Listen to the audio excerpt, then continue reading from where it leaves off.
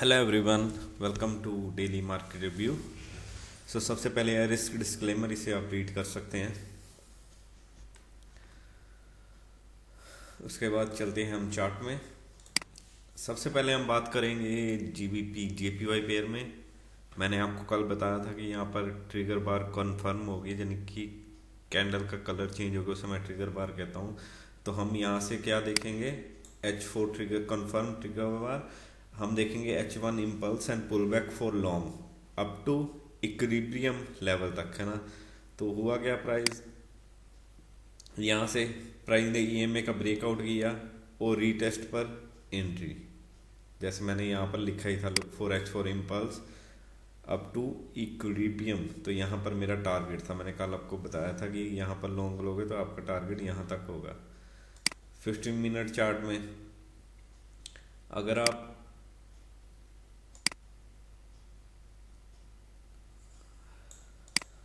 ये देखो, इसे मैं चेंज कर देता हूँ थोड़ा colour, premium discount.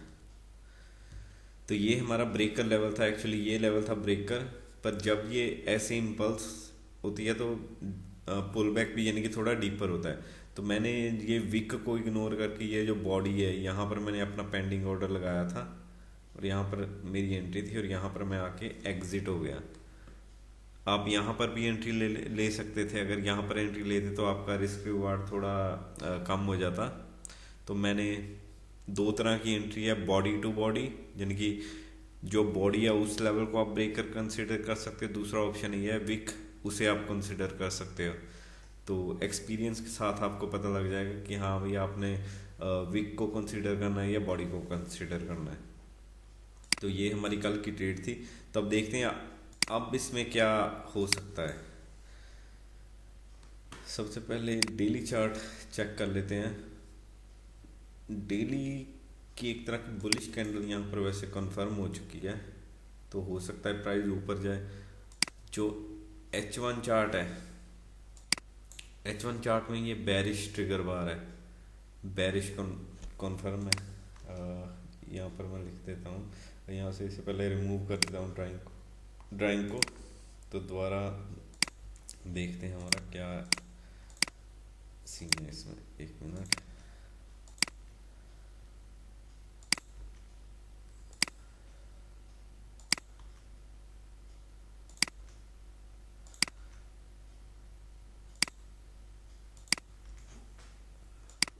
Okay.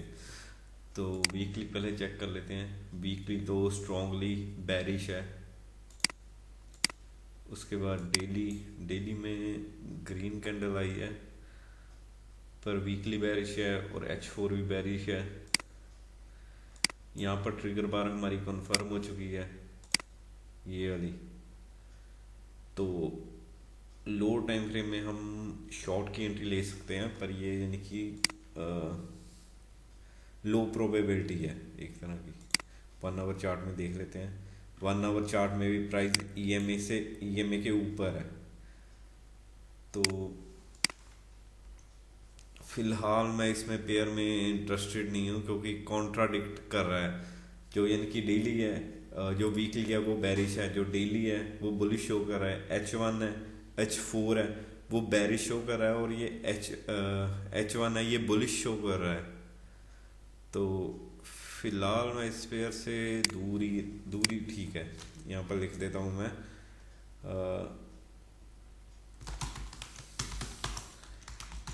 Contradict analysis, daily bullish trigger bar, H4 bearish trigger bar, H1 price above EMA bullish, stay out until clean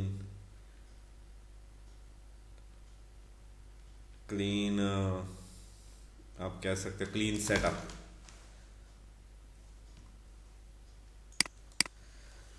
तो इसके बाद हम एक बार मैं दोबारा चेक कर लूँ। Daily bullish H4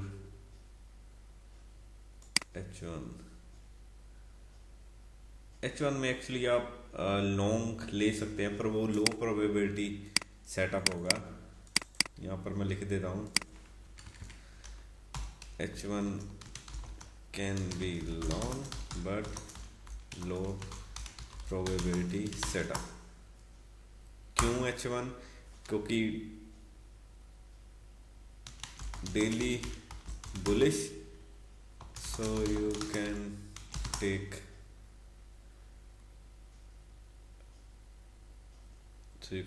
H1 impulse pullback long setup, but it's low probability setup ले सकते हो पर लो प्रोबेबिलिटी है। तो इसके बाद हम चलते हैं नेक्स्ट पेयर में। तो पेयर हमारा है यूरो यूएसडी। इसमें क्या था चेक कर लेते हैं। इसमें हम कह रहे थे कि डेली एंड H4 बेरिश है। जो डेली था इम्पल्स और पुल बैक, यानी कि जब तक ये लेवल को ब्रेक नहीं कर देता तो बेरिश थे हम। H4 में क्या है, क्लीन इम्पल्स। H1 में हम वेट कर रहे थे कि हमें क्लीन इम्पल्स मिले शॉर्ट के लिए। यहाँ पर क्लीन इम्पल्स मिली नहीं, क्योंकि यहाँ पर प्राइस ने रेंज किया और सीधा ऊपर चला गया। अगर हमें क्लीन यहाँ पर इम्पल्स मिलती, पुल बैक होता, तो हम यहाँ पर शॉर्ट कर सकते थे, पर यहाँ पर कोई हमें ट्रेड नहीं मिली, तो इसे हम अब कर देते हैं इग्नोर। तो इसे भी मैं, तो फिलहाल अगर आप यहाँ पर देखें तो दो सिनेरियो है। एक तो है प्राइस इस लेवल को ब्रेक करे फिर हम लॉन्ग देखें, दूसरा प्राइस यहाँ पे आके फिर ऊपर जा सकता है, और तीसरा प्राइस यहाँ से सीधा नीचे आ सकता है। तो अभी यहाँ पर क्या चल रहा है, प्राइस इस जोन में आया, यहाँ पर रिजेक्शन शो कर रहा है प्राइस, तो डेफिनेटली प्राइस तो यानी कि यहाँ तक आएगा, कम से कम ये जो इम्पल्स है इसके मिड लेवल तक आएगा। यहाँ पर मैं मार्किंग करता हूँ, मिड लेवल तकरीबन यहाँ के आसपास होगा। अगर H1 में हम चार्ट में ढूंढे तो यहाँ पर कोई क्लीन प्राइस एक्शन नहीं है, तो इसीलिए फिलहाल इस पेयर से बाहर ही रहना ठीक है, क्योंकि हमें सिर्फ हाई प्रोबेबिलिटी सेटअप ट्रेड करने हैं।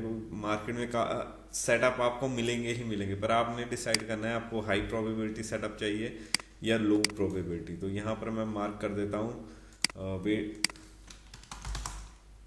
For clean price action, wait for clean price action, ठीक है। तो उसके बाद चलते हैं नेक्स्ट पेयर में। नेक्स्ट पेयर हमारा है GBP USD। यहाँ पर रेंज हो रही थी, यहाँ पर मैंने बताया था कि क्लीन प्राइस एक्शन की वेट करो। सबसे पहले देख लेते हैं डेली में क्या चल रहा है। डेली में भी सेम सिनेरियो है, यहाँ से प्राइस गया बुलिश, यहाँ पर इक्विलिब्रियम को हिट किया H4, ओके। तो अगर आप डेली देखो, डेली इंडिकेट कर रहा है प्राइस इस लेवल तक पहुंच गया, इस मिटिगेशन लेवल तक भी प्राइस आ सकता है, ये मिटिगेशन है H4 में कोई यानी कि क्लीन नहीं है, प्राइस ने EMA का ब्रेकआउट कर दिया, तो यहाँ पर हो सकता है हमारी ट्रेड बन जाए इस लेवल तक। H1 में भी मैं चेक कर लेता हूँ क्या चल रहा है। H1 में भी कुछ यानी कि क्लीन प्राइस एक्शन नहीं है, तो इसमें फिलहाल यही है, wait for clean price action, क्योंकि ये प्राइस एक्शन है, इससे हमने बाहर ही रहना है। हमने ट्रेड करना है सिर्फ high probability setup and clean environment. उसके बाद नेक्स्ट पेयर में चलते हैं USD CAD में भी आप देख सकते हो क्या चल रहा है। तो फिलहाल इस पेयर से भी दूर ही रहें, wait for clean price action. USD JPY,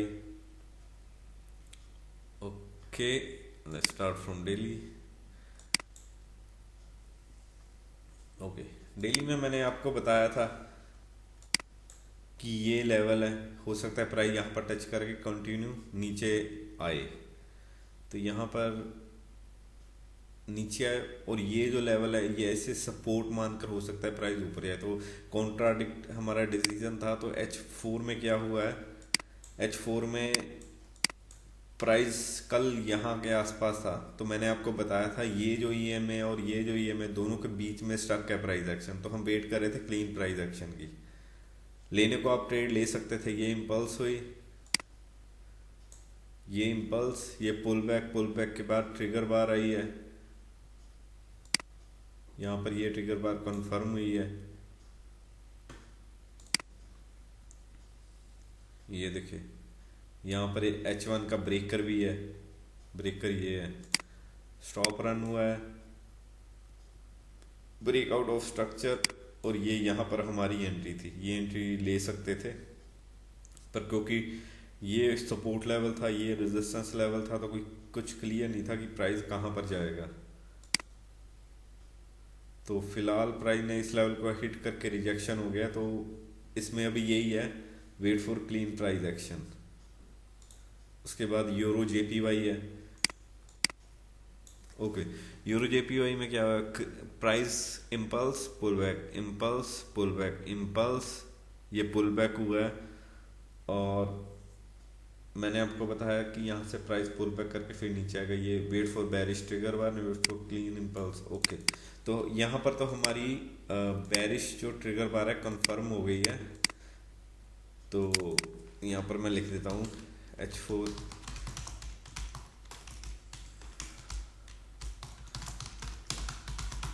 H4 bearish trigger bar confirm, look for H1 impulse and pull back for short। तो शॉर्ट करने के लिए हमने यानी कि देखना है कोई क्लीन इम्पल्स हो, इम्पल्स के बाद पुल बैक। फिलहाल ये मेरा पर्सनल व्यू है, तो आपने अगर ट्रेडिंग करनी है तो अपने रिस्क पर करनी है, तो इस बात का आप ध्यान रखना।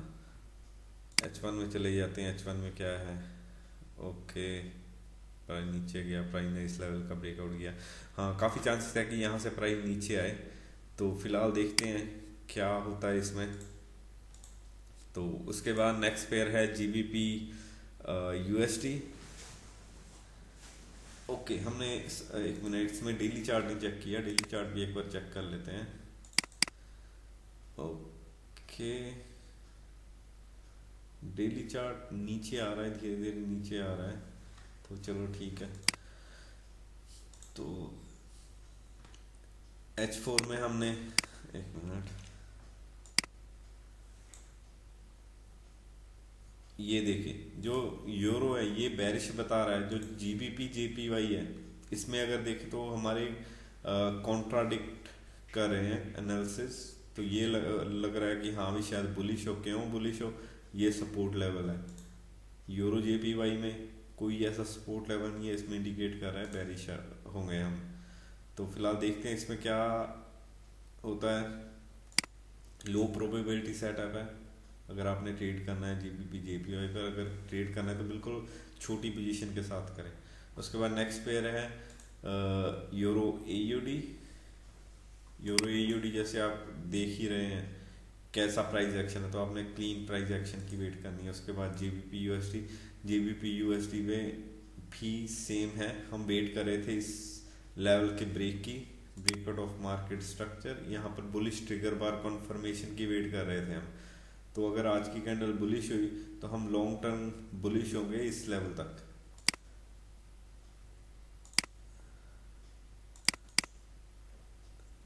तो मैं ट्रेड को इस लेवल तक होल्ड करूंगा, अगर मैं यहाँ पर कहीं पर मुझे एंट्री मिल जाती है। तो देखते हैं इसमें।